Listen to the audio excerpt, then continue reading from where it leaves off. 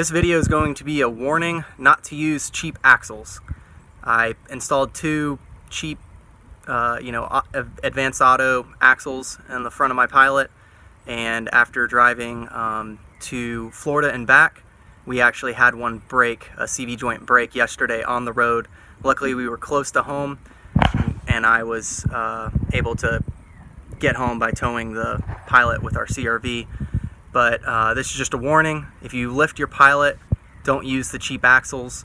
From what I've seen, now that I've seen the cheaper axles apart, the Honda product is superior. Unfortunately, the Honda axles cost $300 a piece versus cheap axles coming in, under $60. Today I went to the junkyard and was able to salvage two genuine Honda axles off a Pilot that was in the salvage yard, and today I just installed them. So kind of just give you a quick peek under there, just in case you guys are interested. I'll show you some of the broken CV joints. I'm not sure how it's separated. I don't see any metal that broke per se, but definitely when I got to the car, my wife was driving it, when I got to the car, the axle had separated. So yep, just a warning. For pulling the broken axle and just any axle in general out of these Pilots, I've had really good luck just separating the axle where it attaches to the transmission, and then just using this vice grip attachment on this puller.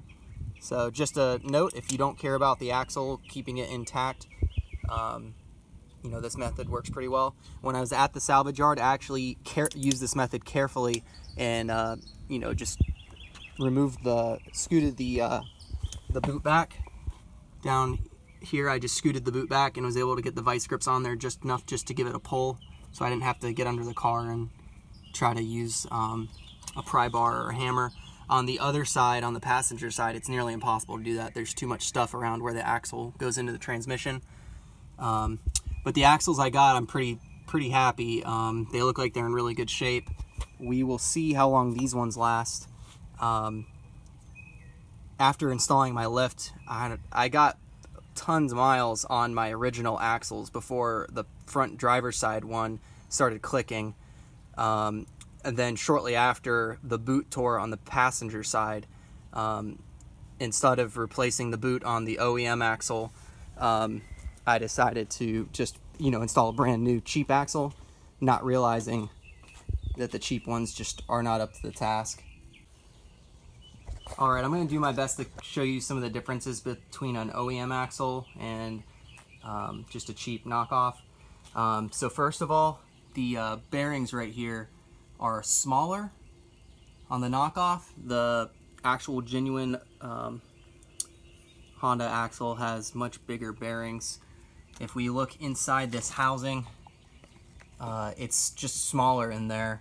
It's got smaller channels, and the genuine Honda axle is very large in there. I'm not sure if that improves articulation or how far it can flex, but from my experience so far, the third-party axles are not up to the task on a lifted Pilot. Alright, so I just got done with the test drive. Everything feels like it's operating as it should be, so I'm pretty stoked about that. While I was at the salvage yard, the Pilot I was working on was a nicer model than mine, and anyways, it had this mirror which is significantly larger than our old mirror. Our old mirror had some of the inside was peeling off and it didn't really look right, so went ahead and upgraded. The compass isn't functional, but oh well, I like it. For $3, can't pass on that. So after a day of repairs, the Pilot lives to fight another day. Hopefully these axles last a little longer. The salvaging them from the junkyard wasn't too bad. I was in and out of there probably within, 30 or 40 minutes. So I think in the future, if I need axles, I'll probably keep doing the same thing, trying to get used genuine axles from the salvage yard.